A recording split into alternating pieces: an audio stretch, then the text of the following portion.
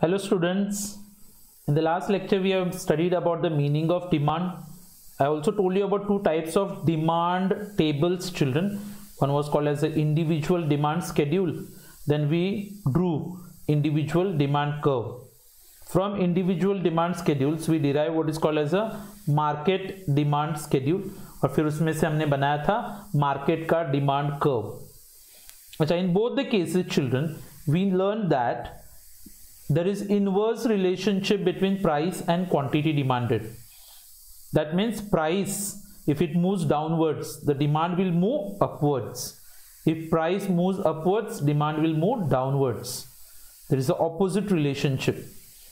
And because of that, when we draw a demand curve on a graph, we get a downward sloping demand curve from left to right. Now here on your screen children, you can see what's written there. Reasons justifying downward sloping demand curve. अभी हम लोग को इतना तो पता है कि demand curve downward slope होता है. अच्छा, कभी आपको अगर पूछा जाता है कि like sir demand curve downward slope क्यों होता है तो उसका रीजन हम लोग क्या बताते हैं कि sir because there is inverse relationship between price and quantity demanded. But if someone ask you in detail कि लाइक क्या रीजंस होते हैं, एक्चुअली क्या लॉजिक होता है कि डिमांड का हमेशा डाउनवर्ड स्लोप करेगा, तो उसके लिए चलो अभी मैं आपको कुछ रीजंस एक्सप्लेन कर रहा हूँ. सो ध्यान से सुनना आप लोग. तो फ्यूचर में कभी आपको किसी ने पूछा कि like why does a demand curve slope downward, तो आप ये रीजंस एक्सप्लेन कर सकते हो. The first reason that's noted here children is the law of diminishing marginal utility. अभी हम लोग को इतना तो पता है बच्चों लोग कि marginal utility keeps on diminishing.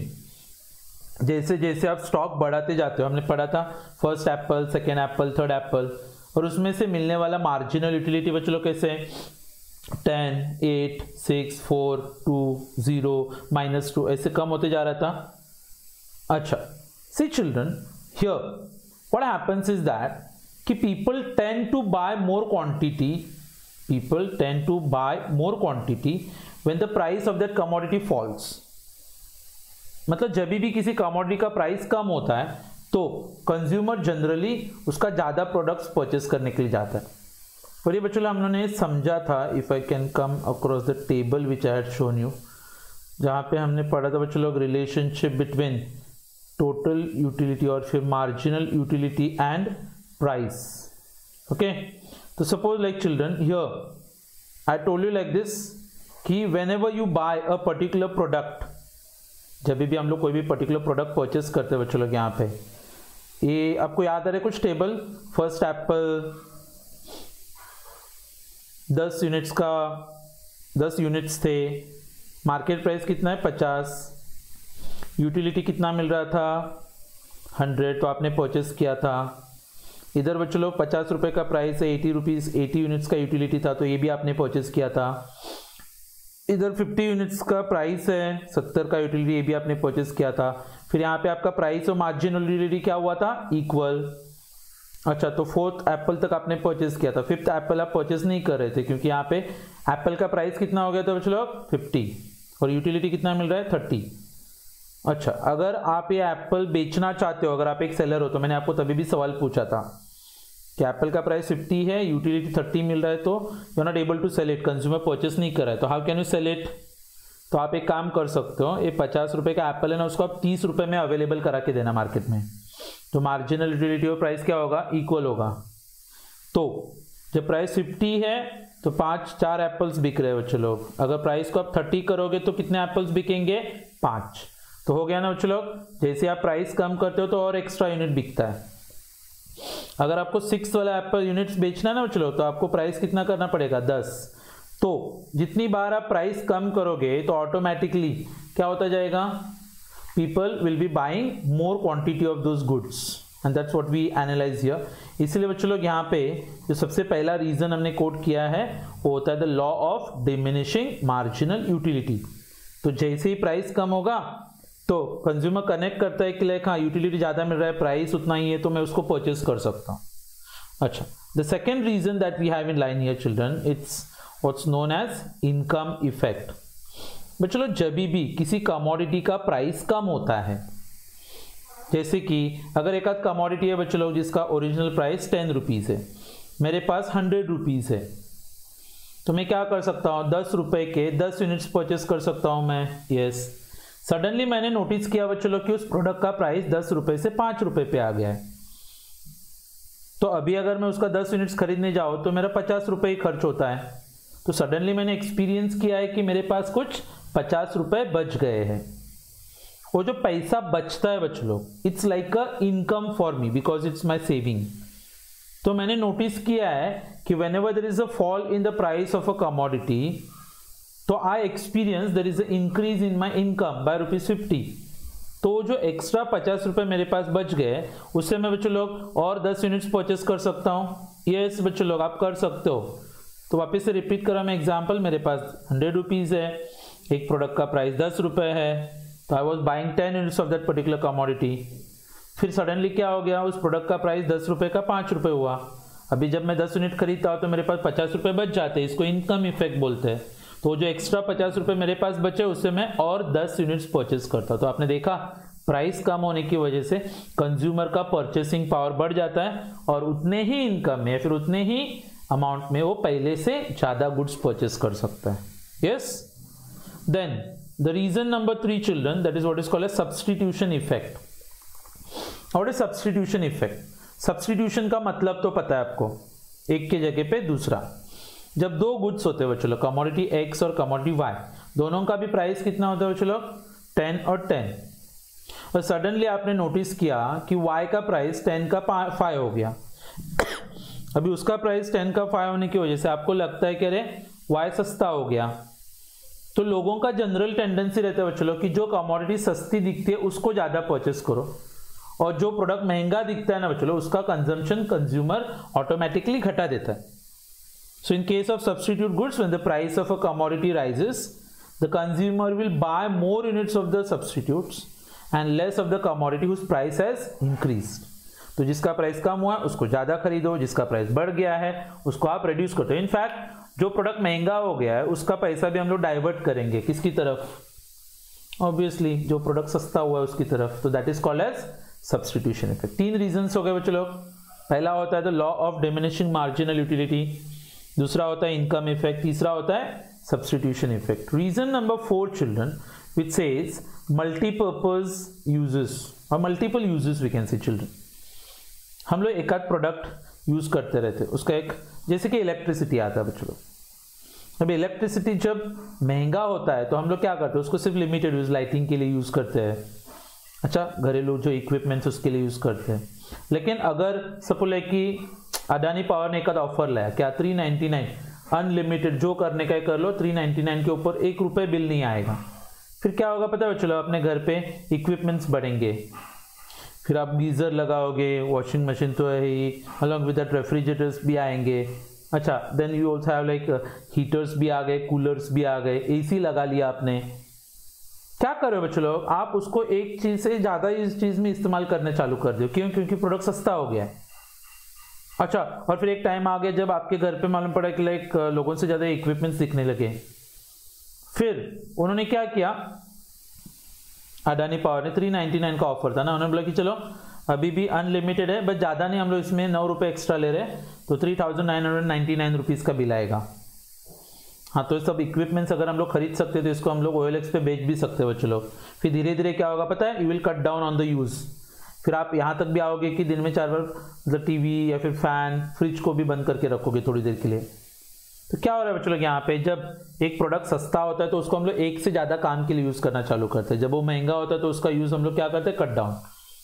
जब इनिशियली बच्चों लोग इंटरनेट बहुत महंगा था तो हम लोग उसको क्या करते थे, ऊपर से स्क्रॉल करने का, डेटा ऑन करने का, व्हाट्सएप का मैसेज फटाक से डाउनलोड करो और उसको बंद करके रखो, राइट। अच्छा, लेकिन जब वो सस्ता होता है ना बच्चों लोग, तो हम लोग क्या करते हैं, उसको खुलेआम छोड़ देते हैं। अगर कोई हॉटस्पॉट मांगता है तो भी उसको फ्रीली दे देते हैं। यस, ये होता है बच्चों लोग only because there are multiple uses. And fifth वाला जो रीजन आता है बच्चों लोग, which is called as new consumers. जब भी प्रोडक्ट सस्ता होगा तो कुछ लोग ऐसे होते हैं जिनको लगता है कि अरे प्रोडक्ट मैंने कभी यूज नहीं किया है, चलो यूज कर लेता हूं। Why? Because it is cheap. एक आध मोबाइल का ऑफर आ गया बच्चों, जैसे कि सडनली किसी ने फ्रीडम 250 या फिर फ्रीडम 500 ऐसा कुछ एक मोबाइल लॉन्च हुआ था अगर आपको याद रहेगा तो, और एक ही दिन में बच्चों 5 या फिर 7 करोड़ मोबाइल्स बुक हुए थे। ऐसे लोग जिन्होंने कभी स्मार्टफोन्स यूज़ नहीं किए थे और उनको आप बोले कि मतलब 250 रुपये में मोबाइल मिलेगा करके, हाँ तो फिर ऑब्वियसली आपको पता है पब्लिक टूट पड़ेगी उसके ऊपर। अच्छा, एक आध व्यक्ति है बच्चों जो जनरली ट्रेन से गोवा ट्रैवल करता है। अच्छा, 1 टियर AC का भी 25 रुपये का टिकट आता है। सडनली उसने सुना कि ऑफर है 1499 में गोवा का प्लेन का टिकट मिल रहा है। ये बंदा क्या सोचेगा कि अरे चलो उड़ के जाऊंगा इस बार में करके। तो ये पहली बार एयरलाइन से ट्रैवल कर रहा है। क्यों ट्रैवल कर रहे हो चलो? क्योंकि एयर फेयर्स कम हो गया है, तो मार्केट को एक नया कस्टमर मिल गया। जिस व्यक्ति ने आज तक वो प्रोडक्ट नहीं परचेस किया था उसने उसको परचेस कर लिया। So that is what is called as entry of new consumers. So when the price of a commodity falls, new consumers class will appear who can now afford the commodity, और इसकी वजह से फिर total demand जो होता है product का वो बढ़ जाता है। तो ये बच्चों 5 अलग अलग रीजंस हो गए, और ये 5 रीजंस की वजह से हम लोग देख सकते हैं कि डिमांड का डाउनवर्ड स्लोप करता है। So let me repeat them for you. First वाला आता है बच्चों लोग the law of diminishing marginal utility, दूसरा होता है इनकम इफेक्ट, तीसरा होता है बच्चों लोग सब्स्टिट्यूशन इफेक्ट, फोर्थ वाला आता है मल्टीपल यूजेस, और फिफ्थ रीजन होता है बच्चों लोग एंट्री ऑफ न्यू बायर्स और new consumers. So next time when you see that why does the demand rise with a fall in price, these are the reasons that you can quote children. Now suppose here if we come across the next question children that we have for analysis. अच्छा, आपने कहीं पे कुछ सुना रहेगा कि बच्चों कुछ टॉपिक्स उन्होंने ओमिट किए हुए अपने बोर्ड एग्जाम्स के लिए, वो मैं आपको बाद में बताऊंगा, क्योंकि लिंक में हम लोग पढ़ रहे हैं तो पढ़ेंगे सब नॉलेज के लिए। एग्जाम पॉइंट ऑफ व्यू आपको क्या प्रिपेयर करना है वो तो मैं आपको बताने वाला, you don't worry about the board exams. Okay, now the next question that we have children here is what's known as the types of demand. Demand के कुछ 5 अलग अलग टाइप्स पढ़ रहे हैं हम लोग बच्चों लोग यहाँ पे अभी। 5 different types of demand. What are the 5 different types of demand? The first one children, it's called as direct demand. As the name suggests children, this demand is direct. मतलब क्या होता है बच्चों लोग? प्रोडक्ट को कंज्यूम करने वाले व्यक्ति को क्या बोलते हैं हम लोग? Consumer.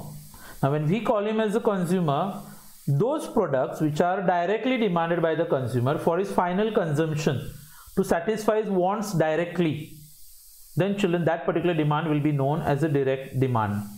I'm repeating it for you. Those goods and services which are demanded by the consumer to satisfy his own wants, which are directly consumed by himself, then we say that the demand is known as direct demand. They are basically meant to fulfill the direct consumption needs of the consumer. Consumer का जो consumption का needs होता है बच्चों लोग, उसको पूरा करने की जो जरूरत होती है उसको पूरा करेगा। और ये डिमांड जनरली नाम से बताता हूं मैं आपको कि कंज्यूमर गुड्स का डिमांड रहेगा। This is demand for consumer goods. जैसे बच्चों लोग, I suddenly felt that all my clothes have gone old and I went to the market and bought some cold like clothes, new stock of clothes which you can wear while taking the lectures and all. Then that demand for cloth children is a direct demand. Suddenly your mom said like sugar is over, you took some money, you went to the shop and bought some sugar and put it in the tea. Then children that becomes a direct demand, but only provided children कि आप ये goods को खुद consume करोगे। लेकिन अगर आपने cloth लाया क्योंकि आप उसको शॉप में बेचना चाहते हो तो आप उसको डायरेक्ट डिमांड नहीं बुलाओगे। अगर आपने शुगर लाया बच्चों लोग क्योंकि आपका होटल है वहां पे चाय बना के आप बेचना चाहते हो तो then that is not a direct demand. मैंने बोला to satisfy your own needs, then it is called as direct demand. Consumer goods में आएगा, FMCG fast moving consumer goods की बात होती है बच्चों इसमें। Clear? The second type of demand children that we have is called as indirect demand. अभी जो इनडायरेक्ट डिमांड आता है it's also known as derived demand. तो इनडायरेक्ट डिमांड के 2 नाम आते हैं बच्चों लोग, यू कैन इधर call it as indirect demand और you can also call it as derived demand. अच्छा, ये क्या होता है बच्चों लोग? कुछ गुड्स ऐसे होते हैं जिनको हम लोग यूज करते हैं ताकि हम लोग कोई दूसरे गुड्स को प्रोड्यूस करके बेच सके। So it refers to the demand for goods which are needed for further production.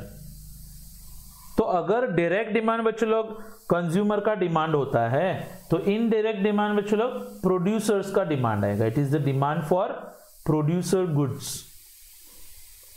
ज्यादातर बच्चों लोग हम लोग को पता है, हमने सुना हुआ था कि 4 अलग अलग फैक्टर्स ऑफ प्रोडक्शन होते हैं, लैंड, लेबर, कैपिटल, एंटरप्राइज। तो ये चारों का जो डिमांड आता है बच्चों लोग, which is called as the all the factors of production have got indirect और derived demand। जैसे फॉर एग्जाम्पल के लिए आपको वर्कर्स लगते हैं, क्योंकि शुगर फैक्ट्री में आप शुगर प्रोड्यूस करना चाहते हो, तो वर्कर्स का जो डिमांड आता है बच्चों उसको हम लोग इनडायरेक्ट डिमांड बोलते हैं।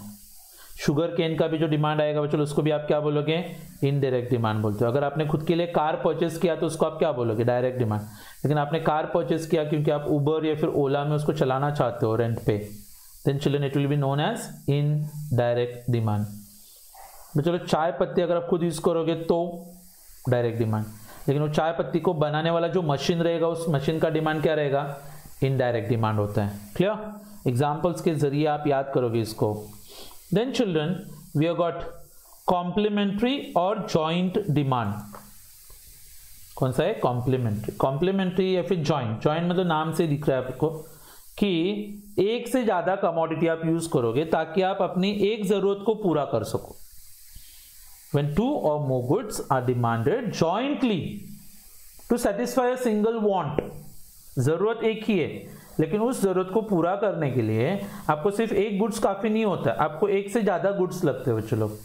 जैसे कि मैं आपके सामने यहाँ पे बैठ के बच्चों लोग लेक्चर बना रहा हूँ, तो आपको पता है, मतलब फॉर एग्जाम्पल मुझे लैपटॉप लगता है, अच्छा अलग विद चार्जर लगेगा, उसका माउस लगता है, चलो इलेक्ट्रिसिटी लगता है, मतलब फॉर एग्जाम्पल के लिए रखने के लिए स्टूल लगेगा।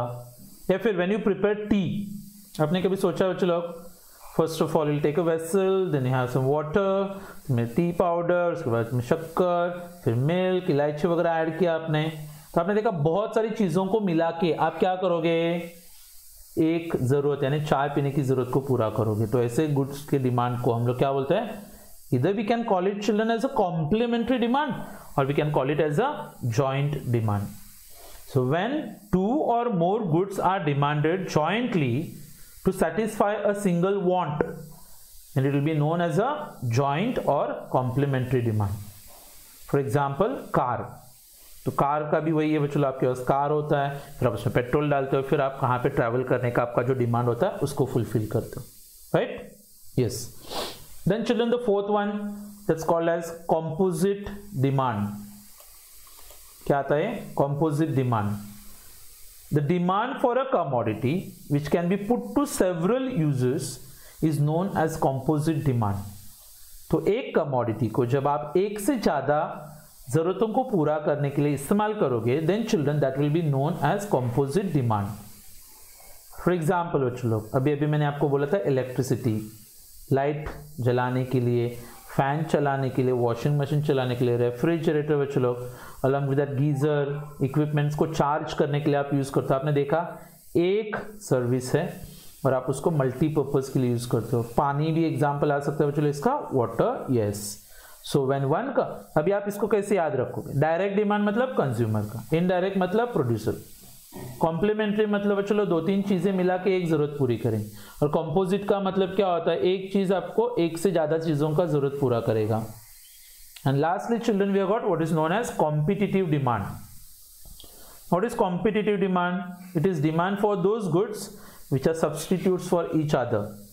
अभी 2 टाइप के गुड्स के बारे में तो हमने बात की हुई है। There are certain things which are called as complements and there are certain things children which are called as substitutes. Substitutes का एग्जाम्पल आता है बच्चों जैसे टी एंड कॉफी। अभी आप सबको पता है जब एक किसी चीज का डिमांड बढ़ता है तो दूसरे का डिमांड तो कम होना ही है। If more people start drinking tea then automatically the demand for coffee is going to reduce. If more people start drinking coffee then the demand for tea is going to reduce.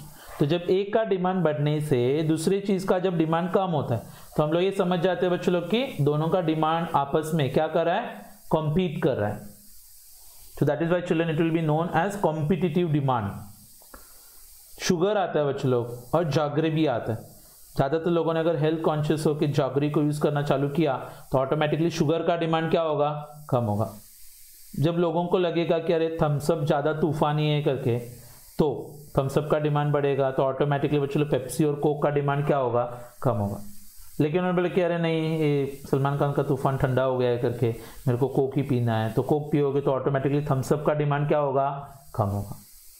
सो बच्चों लोग, दोनों के दोनों answer जो मैंने आपको आज पढ़ाए वो बहुत ही ज़्यादा सिंपल है, इंटरेस्टिंग भी, आप उसको अच्छे से याद रख सकते हो। पहले हमने देखा कि डिमांड का डाउनवर्ड स्लोप क्यों होता है, और अभी मैंने आपको बताया 5 टाइप का डिमांड। 5 टाइप्स कौन से बच्चों लोग? सबसे पहला डायरेक्ट डिमांड, दूसरा क्या होता है, इनडायरेक्ट डिमांड, जिनको कॉम्प्लीमेंट्री और जॉइंट डिमांड, फिर आता है कॉम्पोजिट डिमांड, और लास्ट में आता है बच्चों लोग competitive demand. So all these together जब आपको एग्जाम में क्वेश्चन आता है, they ask you for 4 marks, explain the different types of demand, तो आप एक्सप्लेन कर सकते हो बच्चों लोग 5 अलग अलग टाइप का डिमांड। Okay, so that's all for today children. I just wanted to give you some information children के स्टार्टिंग के जो 3-4 टॉपिक्स है ये थोड़े टाइम कंज्यूमिंग होते हैं, इसको हम लोग तो आराम से ही पढ़ने वाले हैं। जैसे ही 4th चैप्टर खत्म हो जाता है तो उसके बाद में आगे के जो टॉपिक्स आते हैं फटाक से खत्म हो जाते हैं। ओके, लेकिन एग्जाम पॉइंट ऑफ व्यू आपको ये पता है 15-15 मार्क्स का एक चैप्टर पढ़ा रहा हूँ मैं आपको, तो this chapters are very important from your exam point of view. जितना पढ़ाया जाता है बच्चों लोग उसने लेक्चर्स ऑब्जर्व करो, थोड़ा थोड़ा पढ़ते भी रहना। जैसे कि कोई आंसर सिंपल लगता है आपको बैठ करके रख देने का, तो आपको इंटरेस्टिंग नहीं लग रहा है फिलहाल, don't study that, but what you find interesting study. अभी मेरे को पता है बोले सर कुछ भी इंटरेस्टिंग नहीं लगता हम लोगों को, लेकिन फिर ध्यान रखना 12th का मार्क लिस्ट तो चाहिए ना, तो ज़बरदस्ती कुछ चीज़ों को इंटरेस्टिंग बनाना पड़ता है। Okay, so that's all for today children, see you in the next lecture with the continuation of the topic. Bye everyone, take care.